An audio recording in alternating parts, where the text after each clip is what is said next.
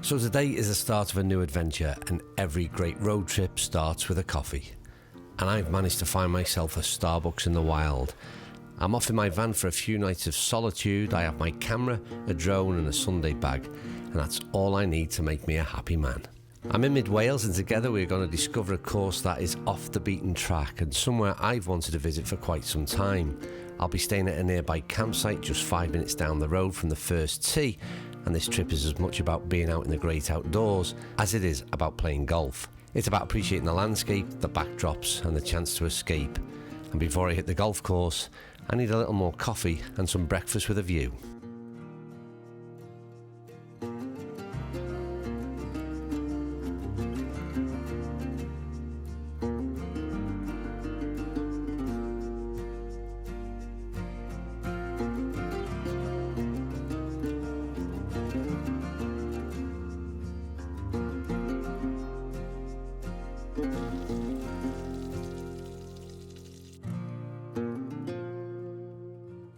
So with breakfast done, now for a quick journey to visit a classic links, a Harry Colt design. The course sits in the heart of a stretch of water known as Cardigan Bay, and they call it Borth and Ynyslas, or at least I hope they do. Hello, bore da, croeso I Borth and Ynyslas. My name is Dylan Rorys and I've been a member here since I was a junior back in 1971. Apparently there are only 240 genuine links courses in the world, of which Borth is one. And it's the most glorious 18-hole genuine links course. It's 8 holes out, 10 holes back. It's quite special, obviously, to us.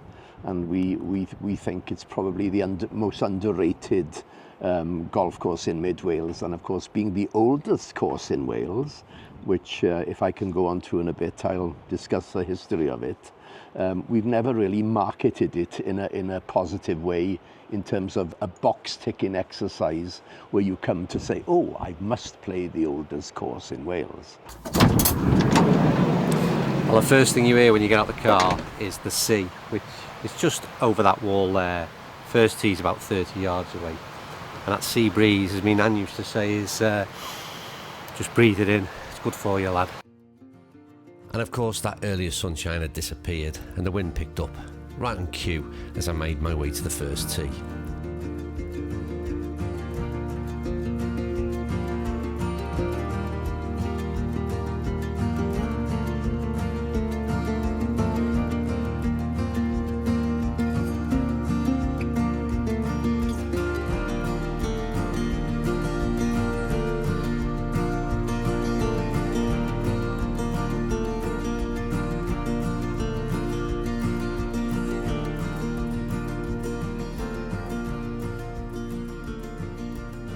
So it's back off the beaten track, and this is off the beaten track, and I've been out early this morning, filmed a lot of drone footage and little bits and bobs around the course, so I've got a general feel for it already.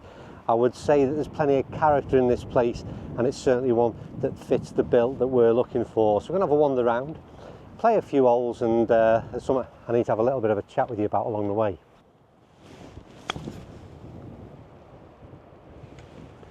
Whoa. Well, one thing that has surprised me first of all is how green the greens are, and I say that because in the UK at the minute we've been having a serious drought, so I wasn't expecting the fairways to be so green and these to be running so well. But the good news is I've been putting well on them so far, and you can see there's a decent roll. 2 hold on camera, and I'll give myself that one. Well, it's just a light breeze, the locals will say at Borth, but you certainly feel it the higher up you get, and I say the higher up, that's teeing off nearer to the sea level. And the one thing I like about a links, a traditional true links, is the fact you get to see the sea, and you get a fair bit of it when you're playing around Borth.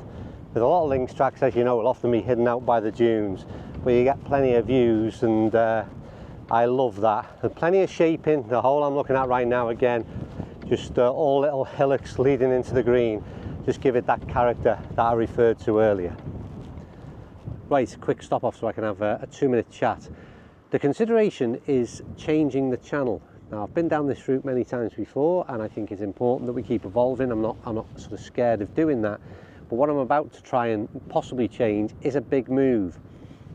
All along, we've had a clear separation in our audience, and that has been people who like off the beaten track. They love the photography, the cinematography, the looking at golf courses, and others like watching club product reviews. And I think there's a clear divide between the two. There is a crossover, some like both, but in the main, we've got two very different audiences. And I'm concerned that at times we lose one over the other. Off the beaten track has disappeared for a few weeks, maybe more than a few weeks. And as such, we just lose those people for a while because they don't like watching the continual product reviews. So the consideration is this: we split them up. So there becomes two separate channels. Product reviews is on one channel, and all the travel content and the more day-to-day, I'll call it lifestyle type content, is on another. So give me your feedback. Obviously it's led by you. I'm really serious about doing it, and but I would like to know your thoughts. So as ever, comments down below and let me know your thoughts. Before you do that, there's one other request I could make, because I'm always making requests, is we're going to do a little bit more work, or more effort rather, on Instagram. And my Instagram page is averagegolfer99. So if you could hop on and follow on there, you'll see something perhaps a bit different than what you see on the YouTube channel.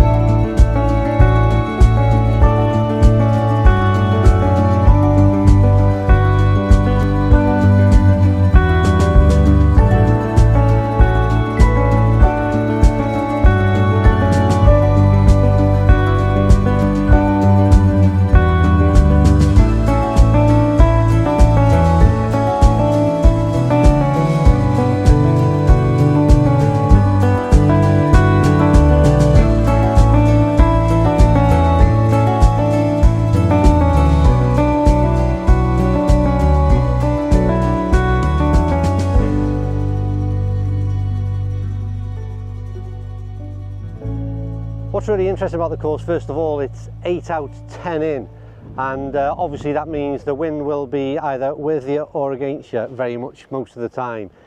Second thing is the variation in terms of the course layout. You've got almost like a fairly flat terrain going out on the first sort of 4, 5, maybe 6 holes, and then the from 6, and I don't know which way we go now, back through to 9 and 10, it becomes a lot more within the dunes. So it's great to have such sort of variety when you play a golf course. I've hit a decent little chipped wedge in, and I can report, like I said, really approve of just how good the greens are and how good they roll. Oh, he's under-hit it as he says that. Wow. I think it was just missing down the right hand side anyway. Yeah, another great golf hole, but I know for a fact that we've got a lovely little par 3 with a tee box that sits on the horizon just above the beach, seeing the backdrop. And then we've got about 150 yards of a basin green, so that's where we're going next. I told you you felt the breeze the higher up you get. This is 11, 170. Play this one off the white, and as you can see from the drone, it's a lovely backdrop that I'm looking at face on. Anyway, let's see what we can do with the tee shot. It's got to be way off the right and drift in. Come on, wind. I've hit that too good. That didn't move. Solid ball flight. Hit the ball too good, and it didn't deviate because there's a heck of a wind coming off this side, which didn't seem to do a great deal. Well, I used to really detest hidden bunkers, but I now have full respect for them because they're there for a reason, and stop you bailing out down the right, which is effectively what I did off the tee. Fair bit of green to work with. Come on. This could be good. Could go in even. Oh, Tom Atco that is. Good lessons from Tom. Changed my wedge game up considerably. Bunker play, I mean. You know what, I love off the beaten track, and especially when I do find a course like this which probably doesn't get the recognition it deserves, and fits in that category completely. Right, this would be a pretty miraculous up and down, just off the right.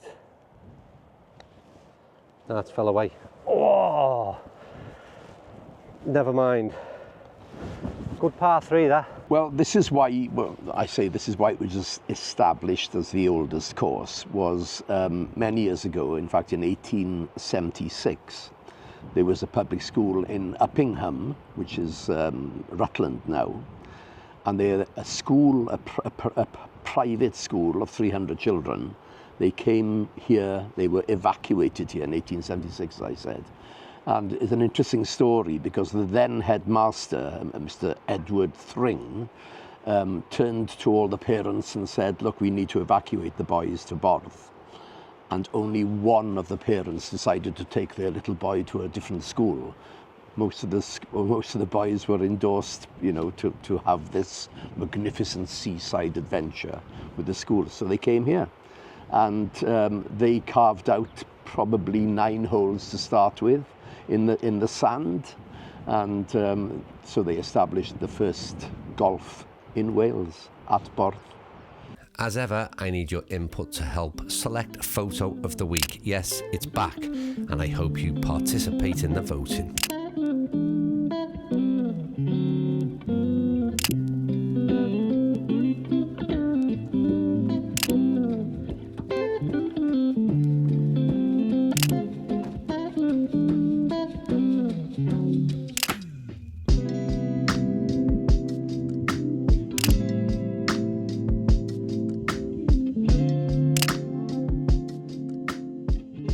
Whether we split the channel up or not remains to be seen. I'll very much be led by your judgment.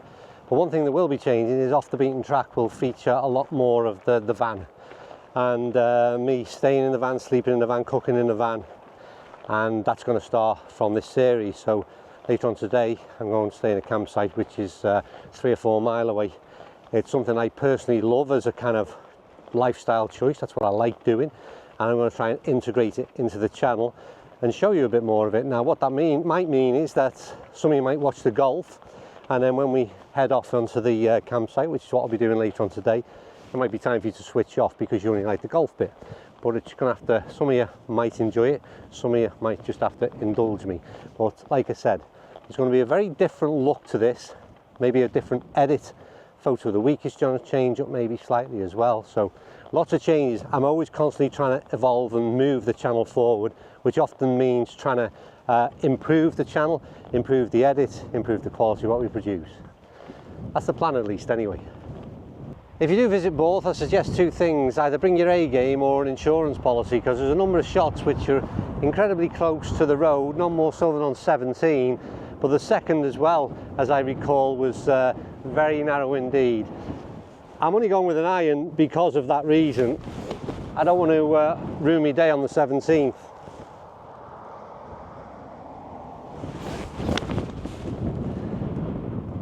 That's a really good strike. I hope it's not too far left.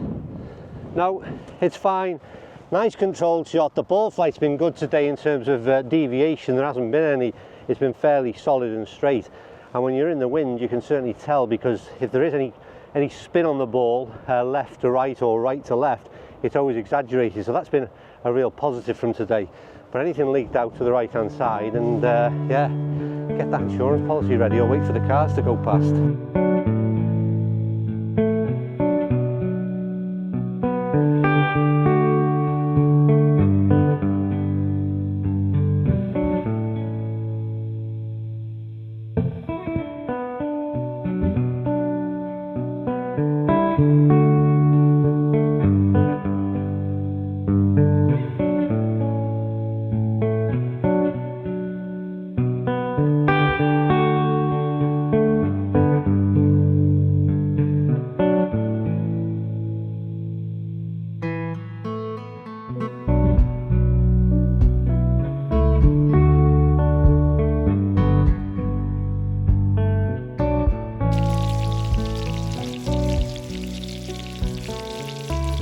sure which is the best view of the day, those lamb chops sizzling away in that pan, or anything you're seeing on the golf course at Borth today.